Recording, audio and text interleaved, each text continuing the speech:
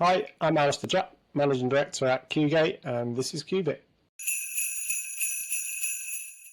So I promised to share some of QGate's faceplants when it comes to AI to help you avoid them or avoid similar ones.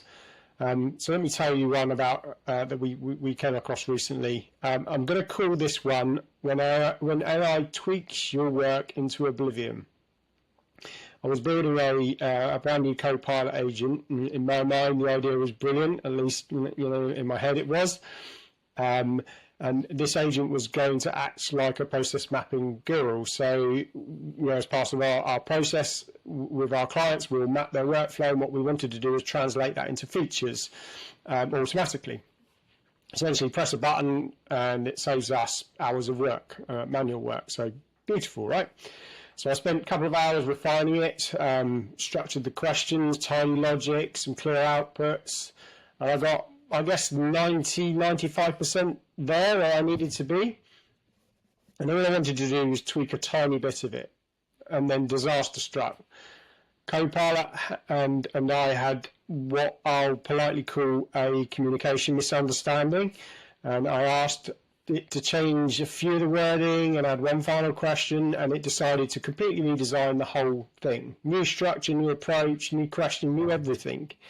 It was like someone asked to adjust a picture frame and they bulldozed your house and rebuilt it. So I tried to roll back using the undo functionality, and it's not the same as Office undo, right, where it takes you back to where you were exactly. It's not quite the same, and essentially I just went down into a rabbit hole.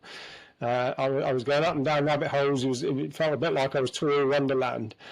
So the lesson I learned here is kind of twofold. The first one is, if you want clean, repeatable, identical inputs every time, don't rely on a repeatable structure within inside Copilot. Take a hybrid approach to it. Build the structure outside, the predefined questions, if you like, that you're asking. I actually use Power Platform to do this, but honestly, you can use a spreadsheet. Create the repeatable input first, essentially, and then give that to Copilot to do its clever stuff. And the other, I mentioned two there, the other one is the undo capability. It is not like undo in Office where it takes you exactly back to where you were.